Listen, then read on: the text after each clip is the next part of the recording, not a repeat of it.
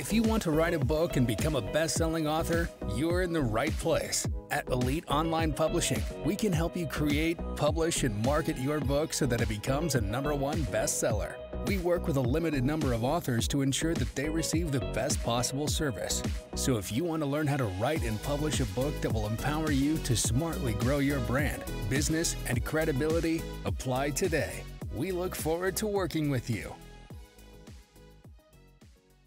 Hey everyone, welcome to the Elite Publishing Podcast, where we talk about everything about books and publishing and how to market your book. And I am here with the co-founder of our company, Elite Online Publishing, Jen Foster. Hi, Jen. Hey everyone, how's it going today? Welcome, welcome. All right, one of my favorite people on the planet. I'm just going to say I've been with this person from the beginning of the inception of his idea to write his book, through the whole journey to now. He is an international #1 best-selling author. The name of the book is called Threads of a Needle, a mind-bending sci-fi journey through dimensional probabilities. Like, okay, holy cow, right there. It's just a whole lot of stuff going on. And this book is just so amazing. You're going to want to buy this book as soon as we finish this conversation. But his book writing journey, his name is Dave Zitting. His book writing journey is just this amazing, wonderful journey. So welcome, Dave. So happy to have you here today. I'm thrilled to be here. It's good to see you both and excited to be a part of this. Thank you so much. Well, tell us, Dave, a little bit about when you first decided you wanted to write a book. Oh, wow. It was about 3+ years ago.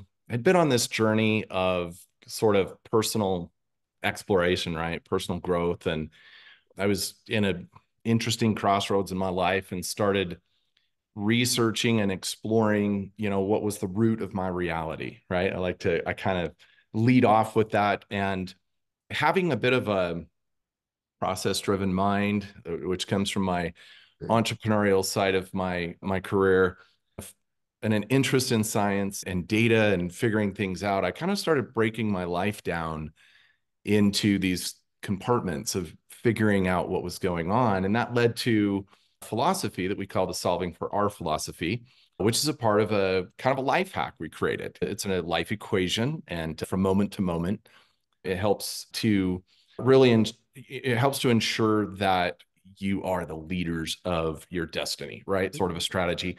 Well, that journey took on a life of its own, that passion project, and with a lot of research and with an involvement of just some incredible people. And you guys, jumped on that bandwagon and that journey with me as well. I just got to a point where I wanted to share the idea.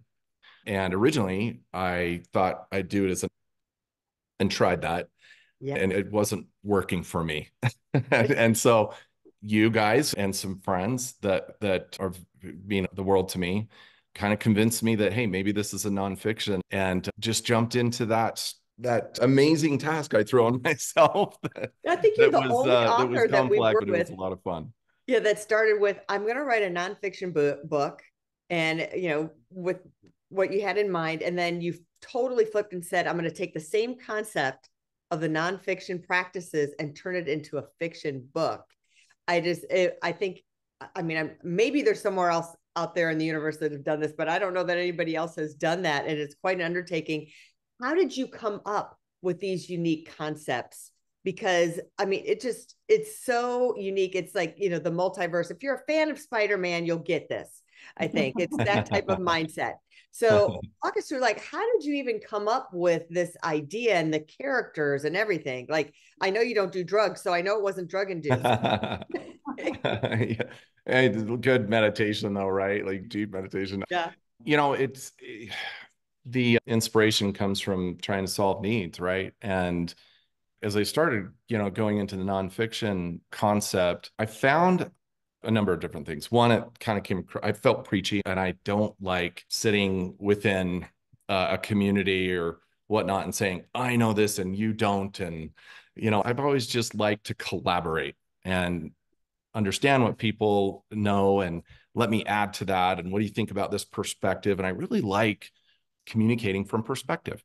Mm-hmm. And so as I started getting into the nonfiction side of this, that didn't feel right. And I wanted to start adding some pretend, almost parable to it. And that led to these really great conversations where I was saying to, friends and colleagues, well, let me explain it this way. Imagine if you were this character having this experience. And eventually one of my friends, Mariana, said, like, you keep saying that, Dave, like, why don't you just write a story?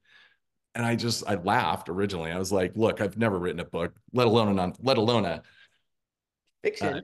fictional novel, right? I mean, where would I possibly even come up with the story? And it was really interesting when I stepped back and looked at that challenge Mm-hmm. and looked at that idea. I thought, wait a minute, this is kind of fun.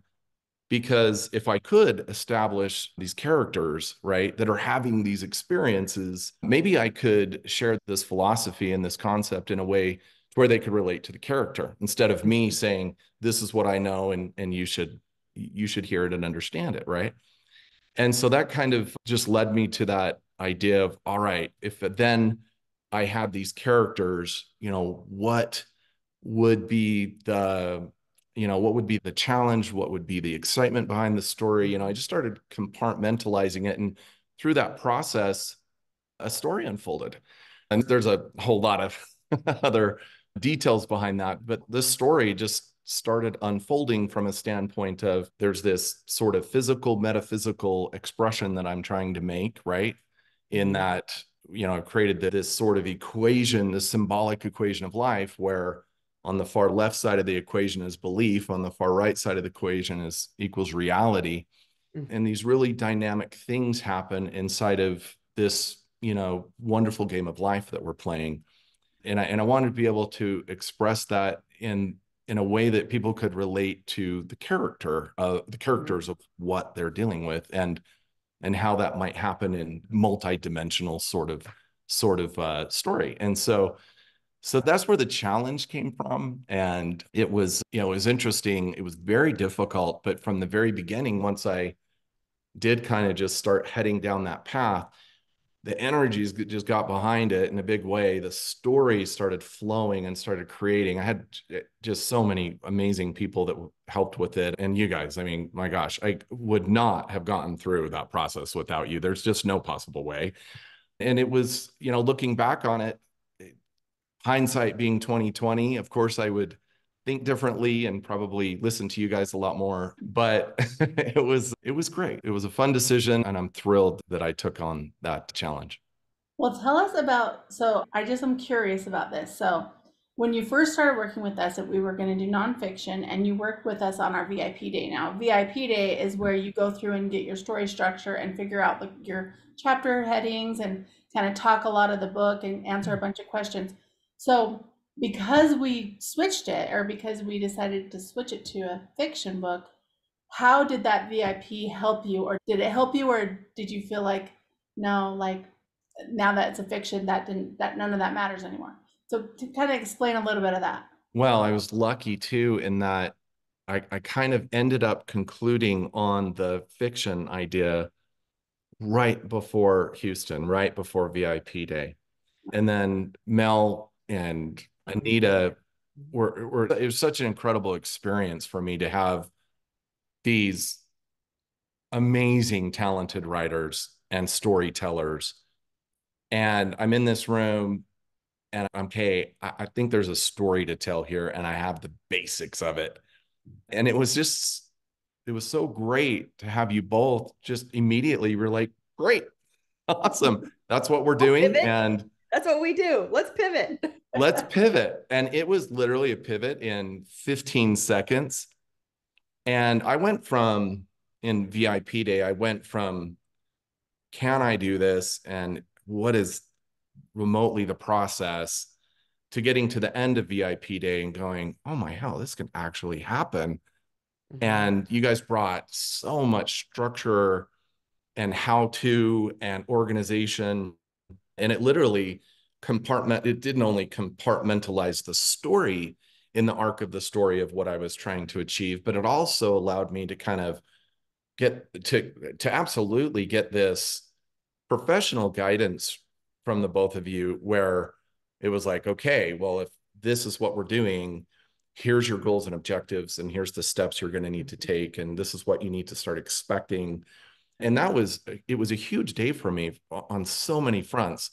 It also helped me kind of finish the arc of the story as well. There was parts where I was like, hey, is this, as a new writer, I was like, can I say this in a book? And you're like, you can say whatever you want in a book. I mean, it's like, especially fiction, you can just Yeah. come up with anything. And I was like, yeah, oh yeah, that's right, I can. And so it was really cool where you guys really gave me the confidence and you showed me that, just have that freedom and have that expression. And, another thing that helped and you guys really supported this is, I'm not a writer. I don't even now. I mean, this is wonderful. I'm super honored by where it's at now. Don't get me wrong. But, I really approached this project with, look, I want a book asset, a story to help, continue to grow this passion project solving for R, right? And so as I attacked the project and the resource that you guys brought to the table and others, I looked at that as this incredibly exciting way to get this in a book, right? Yeah. And so I really am an entrepreneur that has this passion project. And now we have this really amazing asset, but it was an absolute collaborative process that wouldn't have happened without that and all of the different resources that we brought to the table. Yeah. But you guys were a huge part of that. And that VIP day, it was pivotal in my life. It really was. It was super exciting. Yeah, it really gives you that like kickstart that you need and that momentum Yeah. to go. You mentioned really you do have a day job, not just a job, you have like Yeah. a company that you run. So how did you manage the discipline to write and run your company? So I think that's what a lot of writers struggle with is life gets in the way. They have family, they have a job, they have a business, but you really were disciplined to get this done. How did you do that? Give us some tips on that. Yeah. And thank you for recognizing that, Mel. And you guys were a big part of that. You guys provided amazing coaching and you have a great system for laying out your plan and building a business plan around it. I kind of live life off of what I call OKRs, objective and key results, right? Set your objectives. What do you expect the key results to be? And then what are the milestones in between that allow for those key results to happen within the time frame that you need them to happen, right? And so that's something that we apply in business. And I certainly applied it to this project. However, when you're doing something creative, you also have to be in the right mindset. And you have to have the right energy. Mm-hmm. My entrepreneurial career is real estate finance, super complex business. By the end of the day, my mind is fried. It's just fried. I mean, you're diving into deep, complex financial transactions and then shifting my mind over to this sort of physical, metaphysical, solving for reality, a life hack and all this stuff and being uber creative within a fictional story, that I had to really find out when I needed to apply the milestones within those objective and key results. Early mornings are important. Your mind is fresh. You're really open to creativity. I'm not an early morning person, so that was really difficult. A lot of people swear by getting up at 5 o'clock. I hate it. I just am not that person. But I did. I, got up and I spent that time. I found those evenings that worked well. Like my energy was right. I didn't have that super complex day. I had amazing support from my family. Like it was unbelievable how much time I had to spend on it, especially when I got to the end. And Tracy, my wife, and our kids are a little older now, so they're partying and having fun with their friends. But Tracy and she was so supportive and so patient. And you really have to have that behind you because you kind of, it tends to a story like that, or when you get into your book, it kind of tends to just absorb your life and kind of takes you over for a minute, especially when you're getting to the tail end of it. So you really do need that support group. You need that patience. You need that understanding. I think that was huge for me.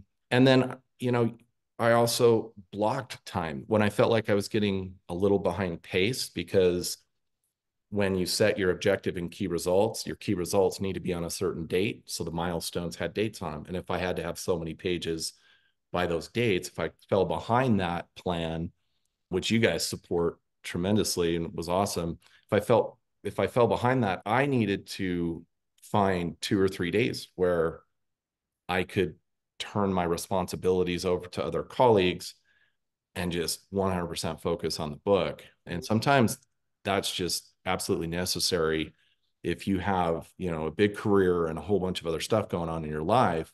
Mm-hmm. You just got to find that time, and you can find it. It's something that, time's a tricky thing. We don't understand it fully, but there's way more of it than we think. And we can find it. We are the masters of our calendar, if we want to be. And if we're not, that's a belief. And I want to talk to you about that belief, because it's not helping you get to your thread of reality. There's part of the life hack right there. But yeah, it's good planning, good support, being disciplined to your plan, set your objectives, make those super clear. What does the key result look like? And what are the milestones in between? And I think that's really important. That's good. What made you decide to self-publish with Elite Online Publishing versus going with a traditional publisher? Yeah, that was a quick decision, Jen, after I met you. I think you and I actually met on LinkedIn, and I didn't even know you were in my market. I thought you were in Houston with Mel. Yeah. And so I thought I was just talking to this person in Houston. And then you're like, hey, I'm here. And I was like, oh my gosh, that's awesome. So that was really convenient. But I talked to a lot of different people, and it really wasn't traditional publishing versus self-publishing. It was you guys. I was like, oh, okay, they've got this figured out. This is great. And as an entrepreneur and as a business person, you guys approach this as business and you get it. And, as much as I'm not, trying to sell 1 billion books, I really need a message for my passion project, right? People read it, they read it. They don't. It's not for everyone. I know that. But I wanted the best asset for this project. Mm-hmm. And wherever it goes, I wanted that to be the very best. And I felt like you guys could help me get there. I really did. And it turned out to be the case. So it's interesting that you guys call it self-publish, because there's so much support and there's so much that you do.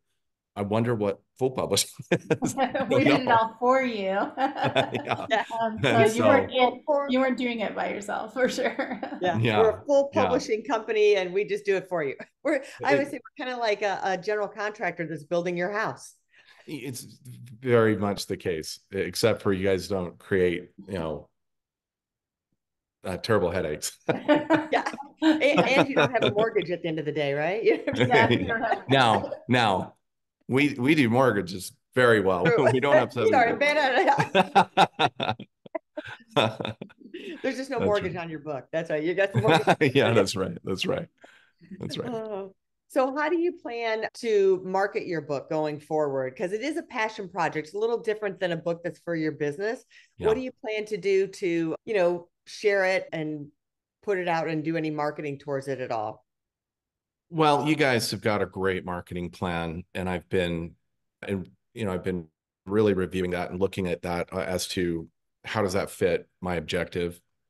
Mm-hmm. And right now, what I'm doing is I'm kind of resetting new OKRs in that way, because it is different for me. The time I spend on the passion project is, it's not my full-time focus, right? Mm-hmm. And so I do have to look at, what time can I absolutely allocate to this, objective and this key result. Mm-hmm. And so if that was my full-time thing, I mean, I'm looking at your guys' marketing plan and I just follow it verbatim and I'd be done.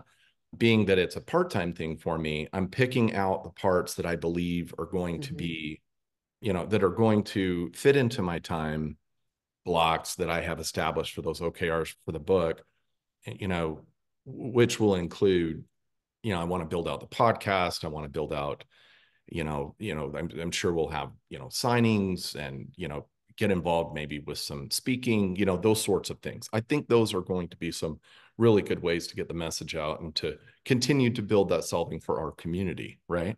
But probably a little less traditional. I really just needed, my target isn't, I want this many books sold. That's hasn't been my target at all in this project. It was, I want this story complete so that as we continue to grow the solving for our concept, which is a concept of really a community getting together and helping the community to get to the very best reality that they could possibly imagine, right?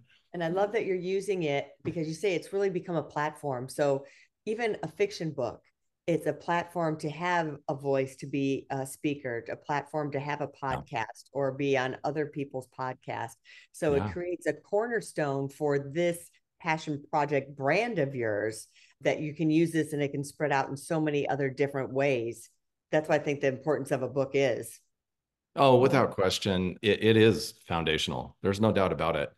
And, it's interesting going through this process. What's also come about it is now that we've got this fictional book done and we just launched the podcast. We have our first episode out there, and our first guest records tomorrow. So we're excited about that. And we'll grow that. And Bobby, you guys know Bobby, he's my nephew, and it's just been this massive part of this whole entire project. Book wouldn't be here without him as well. And many other people. But he's, in the podcast with me, and he's my partner in solving for R. And, this book is certainly foundational. And now we're starting to say, hey, wait a minute. Well, the nonfiction is solving for R, so him and I would co-wrote that solving for R. But we want to get through, maybe 100 podcasts and learn so much more about the symbolic equation, right? Well, you know what? I was thinking about learning more. I want to bring this up because most authors, when they write their book, they have almost like a metamorphosis or this personal growth. And talk about the growth that you had writing the project personally going through this. Oh man, that was multifaceted. Absolutely. Mel, I matured at 50 at the time I started the book, or 51, so much through it. And the things you guys taught me was incredible. What the book taught me was incredible. And also I was able to take the philosophy that I created, right? This sort of life hack. And as I was going through the book, I was really questioning myself because I had beliefs that were, antiquated beliefs, and they weren't supportive to the project. And so through the writing of the book, I needed to do my own work. I needed my own medicine. I needed to, run the equation quite often. And a lot of growing came through that. And, it's funny you should ask that question. Nobody's asked me the question before, but I've said this to myself multiple times. Apologize. Let me hit decline on that. I've said this to myself multiple times. I wonder if the book was so that I could totally get to where I needed to be.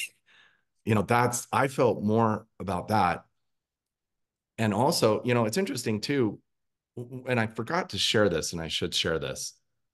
Part of my journey way back when I first started the book, as I was learning all these things, I wanted my kids to know about them. And Ray and Jet and Ronnie, I was like, here's these 20 super difficult, complex books I need you to read. And they're just like, yeah, no.